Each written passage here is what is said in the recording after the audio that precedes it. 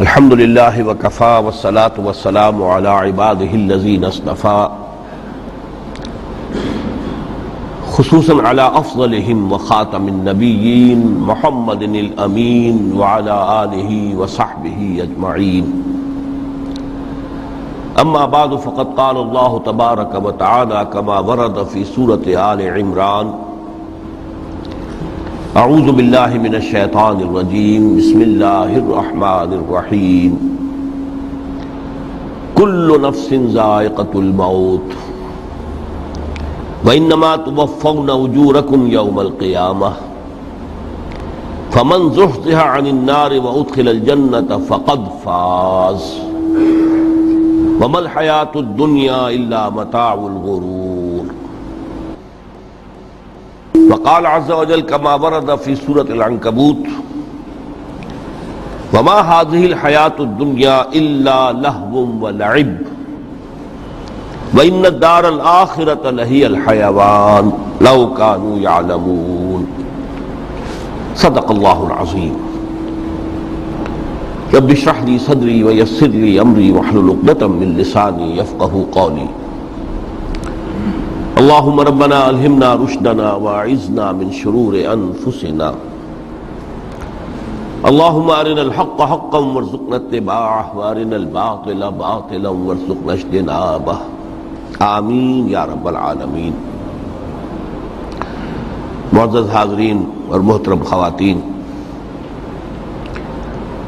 آج کی گفتگو کا جو عنوان ہے متاع الغرور، مرکب اضافی ہے، دھوکے کا سامان.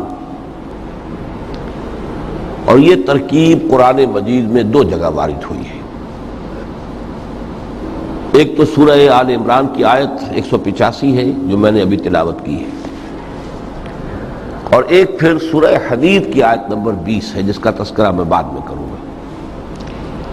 دو مقامات پر متاع الغرور، دھوکے کا سامان، اس حیات دنیاوی کو قرار دیا گیا ہے. وَمَا الْحَيَاةُ الدُّنْيَا إِلَّا مَتَاعُ الْغُرُورِ.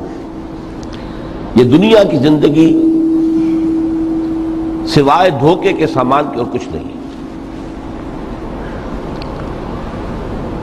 میں نے ساتھ ہی دوسری آیت جو تلاوت کی ہے وہ سورہ عنکبوت کی آیت ہے، اس لیے کہ یہ دھوکے کا سامان کس حوالے سے ہے، کس اعتبار سے یہ دنیا کی زندگی دھوکے کا سامان بنتا ہے، وہ اس آیہ مبارکہ کے بغیر بات واضح نہیں ہوگی. وما هذه الحیات الدنیا الا لہو ولعب. اور یہ دنیا کی زندگی تو سوائے کھیل اور تماشے کے اور کچھ نہیں. وَإِنَّ دَارَ الْآخِرَةَ لَهِيَ الْحَيَوَانِ. اور اصل زندگی تو آخرت کی زندگی ہے. لو کانوا یعلمون، کاش کہ انہیں معلوم ہوتا. چار مقامات پر قرآن مجید میں اس دنیا کی زندگی کو لہو و لعب یا لعب و لہو سے تعبیر کیا گیا. دو جگہ متاع الغرور، چار جگہ لہو و لعب. لیکن کس اعتبار سے؟ غور طلب بات ہے. یہ دنیا کی زندگی اللہ نے ہمیں دی ہے، یہ کائنات اس نے بنائی ہے، اس میں اس نے ہمیں بھیجا ہے. ظاہر بات ہے کہ یہ تخلیق جو ہے یہ کسی کھلنرے کا کھیل نہیں ہے. ربنا ما خلقت ھذا باطلا، یہ کوئی وہم نہیں ہے، یہ حقیقت ہے، یہ واقعہ ہے. اللہ کی خلاقی کا مظہر ہے. پھر اس میں ہمیں، اس دنیا میں اس نے ہمیں خلافت کا مقام عطا کیا ہے. یہ تمام چیزیں اپنی جگہ پر ہیں جن سے یہ حیات دنیا بھی ایک بہت بڑی حقیقت بن کر سامنے آتی ہے. یہ نہ وہم ہے نہ گمان ہے جیسا کہ بعض فلسفیوں کا خیال ہے. حقیقت ہے، واقعہ ہے، ٹھوس ہے، محسوس ہوتی ہے. اس کا دکھ اور کرب بھی محسوس ہوتا ہے، اس کی مسرت اور خوشی بھی محسوس ہوتی ہے. اور پھر یہ کہ ایک ایسی شے جس کے لیے اللہ تعالیٰ نے ایک خلیفہ پیدا فرمایا انی جاعل فی الارض خلیفہ، خلافت کا یہ تاج جو ہے حضرت آدم اور ان کی نسل کے سر پر رکھا۔ تو اس معنی میں یقیناً یہ حقائق ہیں، ان کو دھوکے کا سامان کس اعتبار سے کہا؟ اگر تو حقیقت زندگی کا تصور ہمارے سامنے واضح رہے، جس کو علامہ اقبال نے کہا ہے خوبصورتی کے ساتھ، تو اسے پیمانہ امروز و فردا سے نہ ناپ، جاوداں پہم دواں ہر دم جواں ہے زندگی۔ یہ جو اللہ کی خلاقی کا نقطہ عروج ہے انسان، کلائمیکس آف ہز کریشن، قرآن مجید میں کہا گیا خلقتہ بیدی، میں نے اسے اپنے دونوں ہاتھوں سے بنایا۔ وَلَقَدْ كَرَّمْنَا بَنِي آدَمَ وَحَمَلْنَاهُمْ فِي الْبَرِّ وَالْبَحْرِ وَرَزَقْنَاهُمْ مِنَ الطَّيِّبَاتِ وَفَضَّلْنَاهُمْ عَلَى كَثِيرٍ مِّمَّنْ خَلَقْنَا تَفْضِيلًا۔ یہ اس کی شان ہے، جس کے بارے میں دو جگہ فرمایا فَإِذَا سَوَّيْتُهُ وَنَفَخْتُ فِيهِ مِن رُوحِي، یہ روحی مرکب اضافی، خاص اللہ اپنی ذات کی طرف اس روح کو منسوب کر رہا ہے جو حضرت آدم میں پھونکی گئی۔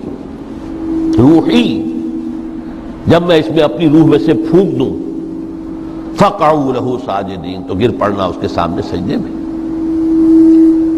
اور آپ کو معلوم ہے قرآن مجید میں کس شد و بد سے اور کس تکرار کے ساتھ یہ بات واضح کی گئی کہ تمام ملائکہ سجدے میں گر گئے، نو ایکسیپشن۔ فَسَجَدَ الْمَلَائِكَةُ كُلُّهُمْ أَجْمَعُونَ، تین الفاظ جو ہیں تاکید کے لیے، سجدہ کیا الملائکہ، حصر ہے، الف لام، لام حصر ہے، تمام فرشتوں نے سجدہ کیا۔ پھر کہیں تمہیں مغالطہ نہ رہ جائے کہ شاید جبرائیل نہ ہو اور بڑے نہ اسرافیل، نہیں، کلہم، سب کے سب۔ پھر مزید کہیں تمہیں شبہ نہ رہ جائے، اجمعون، سب نے سجدہ کیا۔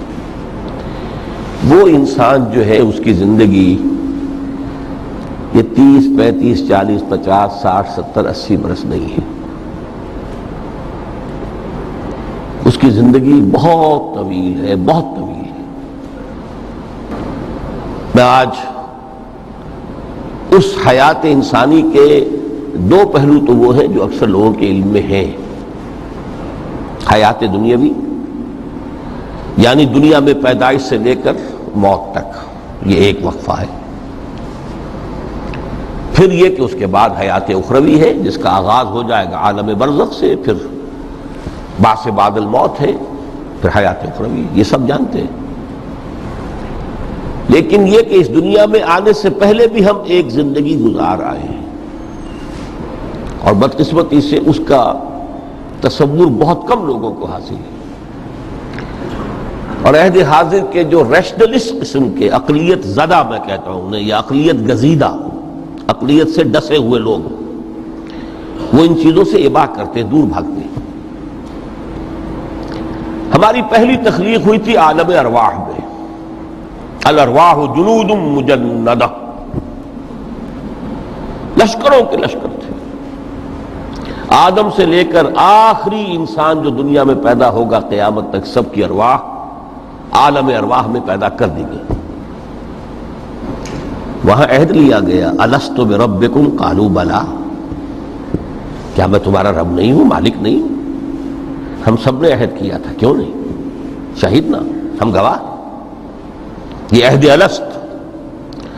اور ظاہر بات ہے کہ عہد جو ہوتا ہے جب تک انسان کو اپنی ذات کا شعور نہ ہو، خود شعوری نہ ہو، آپ دنیا میں معاہدہ کرتے ہیں تو کہتے ہیں کہ بقائمی ہوش و حواس میں یہ عہد کر رہا ہوں، معاہدہ کر رہا ہوں، تو ظاہر بات ہے کہ اس وقت ہم تھے اور ہوش و حواس کے ساتھ تھے، خود شعوری کے ساتھ تھے،